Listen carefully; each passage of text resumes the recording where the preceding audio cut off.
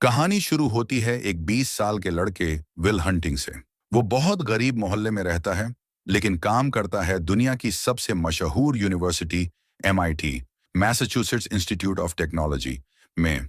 सुनने में बड़ा अच्छा लगता है, लेकिन हकीकत ये है कि विल वहां कोई पढ़ाई नहीं करता। वो तो बस यूनिवर्सिटी की इमारतों की सफाई करता है। एक दिन जब वो गलियारे की सफाई कर रहा होता है, तभी उसकी नजर बोर्ड पर लिखे एक बहुत मुश्किल गणित के सवाल पर पड़ती है। ये सवाल लिखा था प्रोफेसर जेराल्ड लैम्बो ने। उन्होंने पूरे कॉलेज को चुनौती दी थी कि जो भी इस सवाल को हल कर लेगा, उसका नाम यूनिवर्सिटी की किताबों में छपेगा और उसे नाम और इज्जत दोनों मिलेंगे। विल उस सवाल को ध्यान से देखता है और उसका मन वहीं अटक जाता है। पूरे दिन वो उसी सवाल के बारे में सोचता रहता है। यहाँ तक कि जब अपने दोस्तों के साथ बार में होता है, तब भी उसका दिमाग उसी सवाल में उलझा रहता है। अचानक वो दोस्तों को छोड़कर सीधे अपने छोटे से पुराने घर चला जाता है, ताकि रात भर बैठकर उस सवाल को हल कर सके। घर में उसके पास बोर्ड नहीं होता, इसलिए वो बाथरूम के शीशे पर हल लिखता है और गलतियां मिटा मिटा कर कोशिश करता रहता है। कई घंटों बाद आखिरकार वो सवाल हल कर देता है। कुछ दिनों बाद जब वो काम पर जाता है, तो सफाई करते करते ही बोर्ड पर सही हल लिख देता है। और जब प्रोफेसर लैम्बो बोर्ड पर लिखा हल देखते हैं, तो हैरान रह जाते हैं। उन्हें विश्वास ही नहीं होता कि उनके किसी स्टूडेंट ने इतना मुश्किल सवाल इतनी जल्दी हल कर दिया। वो ये जानने के लिए बेचैन हो जाते हैं कि आखिर ये जीनियस है कौन। उसी शाम विल अपने दोस्तों के साथ बाहर घूम रहा होता है। रास्ते में उन्हें कुछ लोग मिलते हैं। उनमें से एक लड़का एक लड़की का मजाक उड़ाता है। विल उस लड़के को पहचान लेता है। ये वही इंसान था जो बचपन में उसे बहुत तंग करता था। गुस्से में विल अपने दोस्त से गाड़ी रोकने के लिए कहता है और बिना सोचे समझे उतरकर सीधे उस पर हमला कर देता है। विल उसे मुक्का मारता है और देखते ही देखते दोनों ग्रुप के बीच लड़ाई शुरू हो जाती है। थोड़ी देर में पुलिस वहां पहुंच जाती है। विल के दोस्त उसे बचाकर खींचने की कोशिश करते हैं, लेकिन तब तक देर हो चुकी होती है। पुलिस विल को गिरफ्तार कर लेती है। अगली सुबह प्रोफेसर लैम्बो अपने स्टूडेंट्स को लेक्चर देते हैं। सबकी नजर उन्हीं पर टिकी होती है, क्योंकि सब ये जानना चाहते हैं कि आखिर वो कौन है जिसने इतना मुश्किल सवाल हल किया। लेकिन क्लास में कोई भी इसका जवाब नहीं देता। प्रोफेसर थोड़े निराश होकर कहते हैं कि अगर किसी ने पिछला सवाल हल कर लिया है, तो अब मैं तुम्हें और भी कठिन सवाल दूंगा। वो बताते हैं कि ये वही प्रॉब्लम है जिस पर वो और उनके साथी पिछले 2 साल से काम कर रहे हैं, और अब वही सवाल बोर्ड पर लिखा हुआ है। इधर विल पुलिस स्टेशन से बाहर निकलता है और अपने दोस्तों को बताता है कि उसकी अगले हफ्ते कोर्ट की तारीख है। शाम को वो अपनी नौकरी पर जाता है और वहां फिर से बोर्ड पर लिखा एक आसान सा सवाल देखता है। जल्दी जल्दी उसे हल करने लगता है ताकि कोई देख न ले। तभी प्रोफेसर लंबो अपने ऑफिस से बाहर आते हैं और विल को बोर्ड पर लिखते हुए देख लेते हैं। वो गुस्से में पूछते हैं, तुम यहाँ क्या कर रहे हो? विल तुरंत माफी मांगकर पीछे हट जाता है। प्रोफेसर को लगता है कि ये लड़का कोई शरारती है जो बस बोर्ड पर बेवजह लिख रहा है। वो उसे पकड़ने की कोशिश करते हैं, लेकिन विल फुर्ती से वहां से गायब हो जाता है। जब प्रोफेसर दोबारा बोर्ड देखते हैं, तो उन्हें पता चलता है कि वहां सही जवाब लिखा हुआ है। ये देख वो दंग रह जाते हैं। शाम को काम खत्म होने के बाद विल अपने दोस्तों के साथ बार में जाता है और बताता है कि उसे नौकरी से निकाल दिया गया है। अब वो यूनिवर्सिटी के अंदर आकर सवाल हल नहीं कर पाएगा। उसके दोस्त पूछते हैं, क्यों निकाला? तो विल मजाक में कहता है, बस मैनेजमेंट ने बदलाव किया है। अगले दिन प्रोफेसर लैम्बो ठान लेते हैं कि अब वो इस रहस्यमयी जीनियस को ढूंढेंगे। वो सीधे सफाई कर्मचारियों के दफ्तर पहुंचते हैं और पूछते हैं, यहाँ काम करने वाले एक लड़के का नाम चाहिए। लेकिन वहां के स्टाफ को लगता है कि प्रोफेसर सफाई की शिकायत करने आए हैं, इसलिए वो तुरंत विल का नाम नहीं बताते। थोड़ा समय बाद ये पता चलता है कि विल MIT में सफाई का काम अपनी मर्जी से नहीं कर रहा था, बल्कि ये कोर्ट की तरफ से दी गई कम्युनिटी सर्विस थी। अब उसका केस सुनने का दिन आ चुका था। कोर्ट में प्रोफेसर लैम्बो भी मौजूद होते हैं।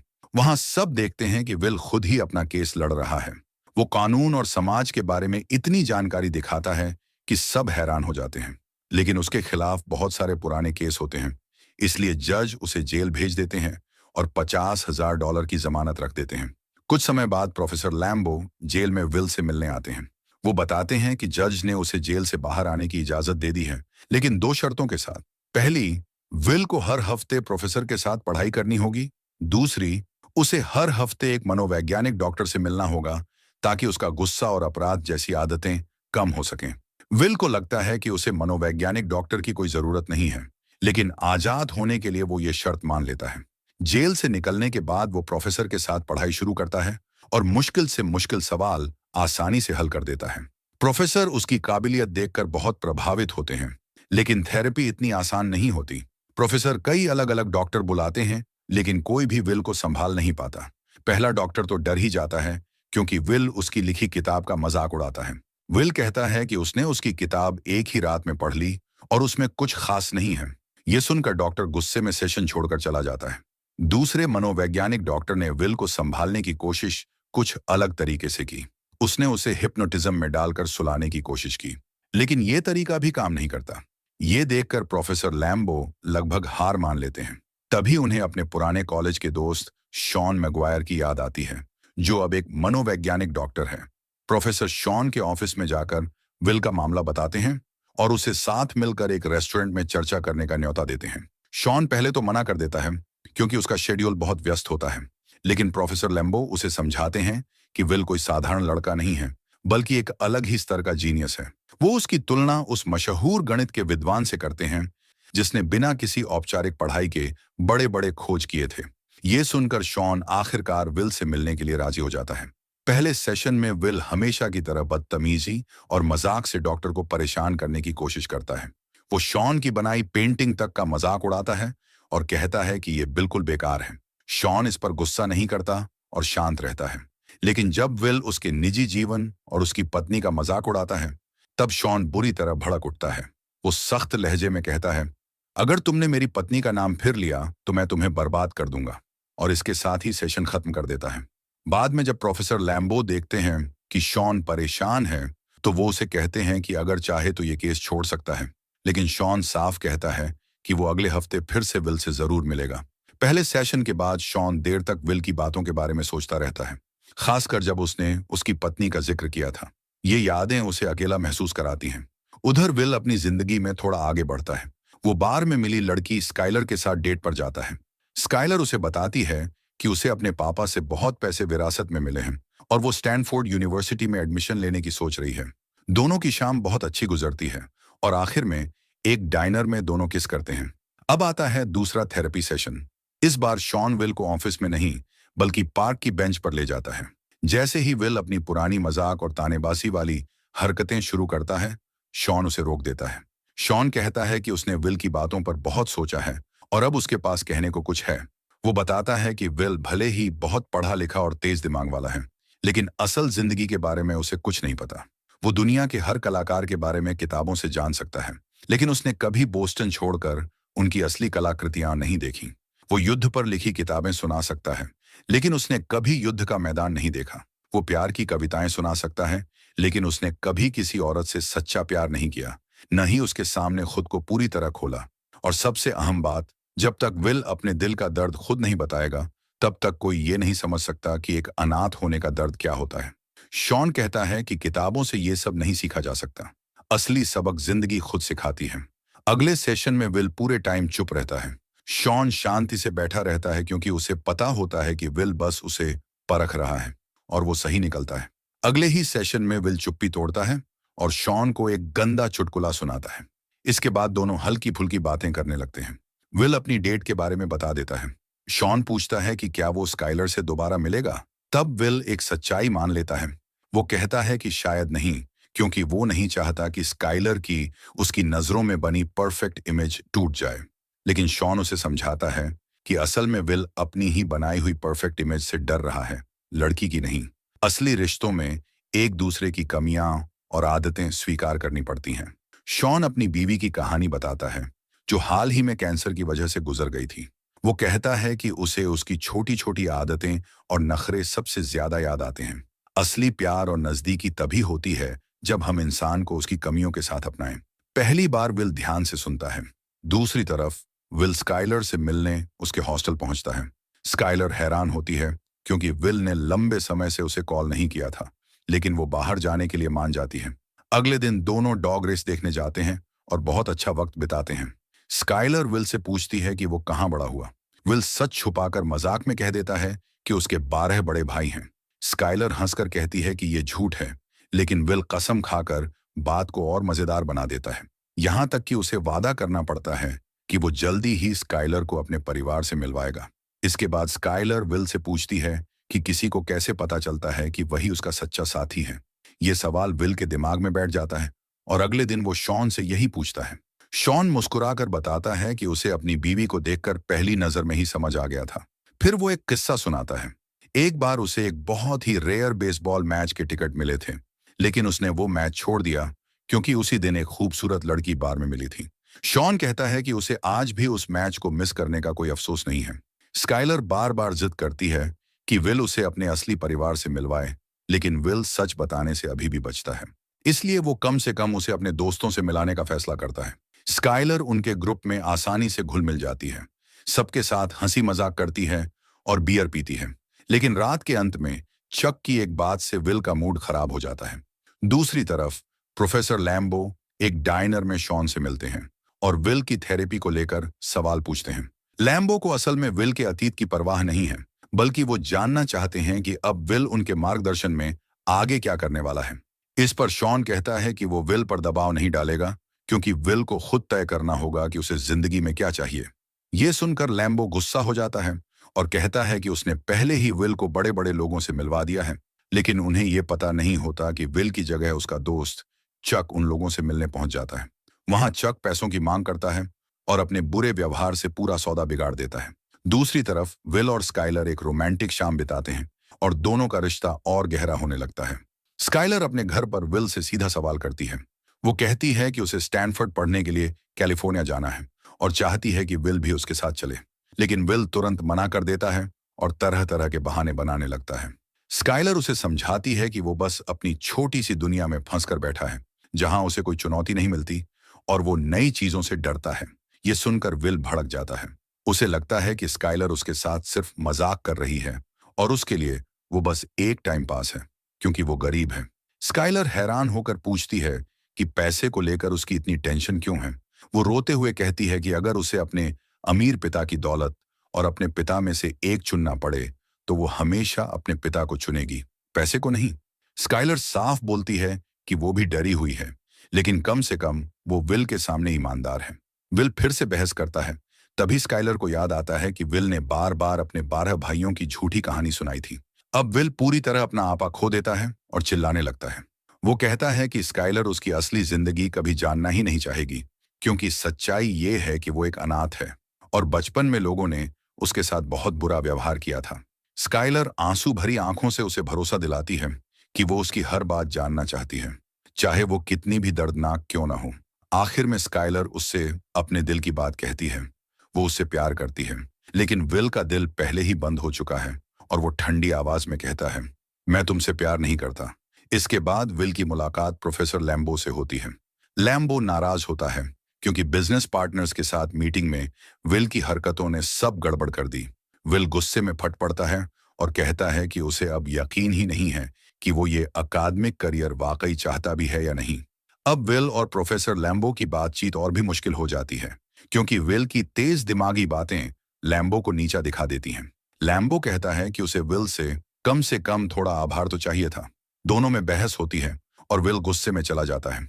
कुछ समय बाद विल को नेशनल सिक्योरिटी एजेंसी NSA में नौकरी के लिए बुलाया जाता है, जहां उसे सुनहरे करियर का वादा किया जाता है, लेकिन विल साफ मना कर देता है। उसका कहना है कि वह किसी आम इंसान की जिंदगी सिर्फ राजनीति की चालों के लिए बर्बाद नहीं करना चाहता। इसके बाद विल फिर से शॉन से मिलता है। शॉन पूछता है कि उसने NSA की नौकरी क्यों ठुकराई। विल हंसकर कहता है, मैं तो किसी और बेहतर मौके का इंतजार कर रहा हूं। शॉन, जो उसका मनोवैज्ञानिक डॉक्टर है, विल से पूछता है कि क्या उसके पास कोई ऐसा दोस्त है जिससे वो दिल की बातें कर सके, या क्या वह कभी अकेलापन महसूस करता है। विल इसका जवाब देने की बजाय मशहूर दार्शनिकों के नाम गिनाने लगता है। तब शॉन समझाता है कि असली रिश्ते तो जिंदा लोगों से ही बनाए जा सकते हैं। शॉन फिर पूछता है कि अगर विल सच में अपने भविष्य को लेकर गंभीर है, तो वह चाहता क्या है। विल मजाक में कहता है कि उसे ईंट लगाने या चरवाहा बनने में भी कोई दिक्कत नहीं। शॉन समझ जाता है कि विल बस मजाक कर रहा है और अपनी सच्चाई से भाग रहा है। गुस्से में शॉन उसे अपने ऑफिस से बाहर निकाल देता है। विल हैरान रह जाता है कि उसे क्यों निकाला गया। तब शॉन साफ कहता है, क्योंकि तुम ईमानदारी से जवाब नहीं दे रहे, बस अपनी असली पहचान छुपा रहे हो। शॉन से बात करते हुए विल पूछता है, तुम अपनी जीवन साथी की बातें करते हो, लेकिन तुम्हारी पत्नी कहाँ है। शॉन शांति से जवाब देता है, वो अब इस दुनिया में नहीं है। समय बीतता है और विल स्काइलर को फोन करता है। लेकिन स्काइलर अब उसका इंतजार छोड़ चुकी होती है, क्योंकि विल कोई पक्का फैसला ही नहीं लेता। स्काइलर आखिरी बार कहती है, आई लव यू, अपना ख्याल रखना, और फिर वो कैलिफोर्निया चली जाती है। दूसरी तरफ विल बॉस्टन में अपने दोस्त चक के साथ कंस्ट्रक्शन का काम करने लगता है। उधर प्रोफेसर लैम्बो फोन पर बात करते हुए कहता है कि विल अब अपनी जिम्मेदारी पूरी नहीं कर रहा। अगर वो कोर्ट में रिपोर्ट कर दे कि विल सेशन पर नहीं आ रहा, तो विल वापस जेल चला जाएगा, और इस बार उसका मन भी साफ रहेगा। काम के दौरान ब्रेक में चक विल से पूछता है कि वो जिंदगी में आगे क्या करने वाला है। विल मजाक में कहता है कि उसे लैब में चूहा बनकर गणित के सवाल हल नहीं करने, बल्कि बॉस्टन में रहकर अपने दोस्तों के साथ मस्ती करनी है। लेकिन इस बार चक खुलकर विल को डांटता है। वो कहता है कि विल अपनी काबिलियत बर्बाद कर रहा है। चक ये तक मान लेता है कि हर रोज वो ये ख्वाहिश करता है कि एक दिन विल अपने घर से निकले और अपनी असली जिंदगी बनाए। इसी बीच लैम्बो को पता चलता है कि विल अब शॉन के साथ थेरेपी पर भी नहीं जा रहा। गुस्से में लैम्बो शॉन को धमकाता है कि वो जज को सब सच बताएगा, और शॉन पर यह इल्जाम लगाता है कि वही विल को फिर से अपराधों की तरफ धकेल रहा है। शॉन प्रोफेसर लैम्बो से कहता है कि उसे इस बात से फर्क नहीं पड़ता अगर लोग उस पर हंस लें, लेकिन वो विल की भावनाओं को नजरअंदाज नहीं कर सकता। शॉन बताता है कि लैम्बो को कभी असली प्यार स्वीकार करना आया ही नहीं, और वो पूरी जिंदगी अकेला ही रहा है। लेकिन लैम्बो उसकी बात सुनने को तैयार नहीं होता। उसे लगता है कि शॉन उसकी सफलता से जलता है। ये सुनकर शॉन हैरान रह जाता है, और उसे लगता है कि लैम्बो बस घमंडी है। शॉन समझाता है कि वो सिर्फ विल के भविष्य और उसकी असली ख्वाहिशों की परवाह करता है, जबकि लैम्बो का दबाव उसे नाकाम बना सकता है। तभी लैम्बो चुपचाप वहां से चला जाता है और विल को शॉन के साथ अकेला छोड़ देता है। शॉन विल को बताता है कि उसका और लैम्बो का झगड़ा व्यक्तिगत नहीं है, बल्कि ये पुरानी बातों से जुड़ा हुआ है। फिर शॉन बात बदलते हुए बताता है कि उसने विल के बारे में जज के लिए एक रिपोर्ट तैयार की है। विल उससे पूछता है कि क्या उसके जैसे और भी मरीज उसके पास आए हैं। तभी शॉन पहली बार अपनी पर्सनल लाइफ शेयर करता है और बताता है कि उसका पिता शराबी था जो उसे बहुत मारा करता था। वो विल से कहता है कि जो कुछ भी उसके साथ हुआ उसकी गलती नहीं है। शुरुआत में विल मजाक बनाकर बात टालने की कोशिश करता है, लेकिन फिर अचानक टूटकर अपने असली जज्बात बाहर निकाल देता है। आखिरकार सब कुछ साफ होने लगता है कि उसका पिता शराबी था और बचपन में उसे बहुत मारा पीटा करता था। विल अपनी आखिरी सेशन के लिए शॉन के पास आता है और बताता है कि उसने प्रोफेसर लैम्बो द्वारा सुझाई गई कंपनियों में से एक में जॉब ज्वाइन करने का फैसला कर लिया है, और वो इस फैसले से खुश है। शॉन भी कहता है कि उसने थोड़ी दुनिया घूमने का सोचा है, और जाते जाते अपना नंबर विल को दे देता है। शाम को विल अपने दोस्तों के साथ अपना बर्थडे सेलिब्रेट करता है। उसके दोस्त उसे एक कार गिफ्ट करते हैं जो उन्होंने पुराने पार्ट्स से जोड़कर बनाई थी। इस बीच प्रोफेसर लैम्बो शॉन से मिलने आता है। दोनों एक दूसरे से माफी मांगते हैं और फिर साथ में बार में ड्रिंक करने निकल जाते हैं। दूसरी तरफ हमेशा की तरह चक विल को लेने आता है, लेकिन इस बार वो देखता है कि विल घर पर नहीं है। ये देखकर चक बहुत खुश होता है, बिल्कुल वैसे ही जैसे वो अपने सपनों में हमेशा चाहता था। विल ने शॉन के लिए एक नोट छोड़ रखा था। शॉन उसे पढ़ता है और पता चलता है कि विल ने जॉब छोड़ दी है और कैलिफोर्निया चला गया है स्काइलर के पास। उस नोट में विल वही लाइन लिखता है जो कभी शॉन ने अपने दोस्तों से कही थी जब उसने बेसबॉल मैच छोड़कर अपनी होने वाली पत्नी से मिलने का फैसला किया था। और इसी खूबसूरत अंदाज में ये कहानी खत्म होती है। ये कहानी हमें सिखाती है कि जिंदगी में असली जीत डिग्री या नौकरी से नहीं, बल्कि सच्चे प्यार और अपने असली मकसद को पहचानने से मिलती है।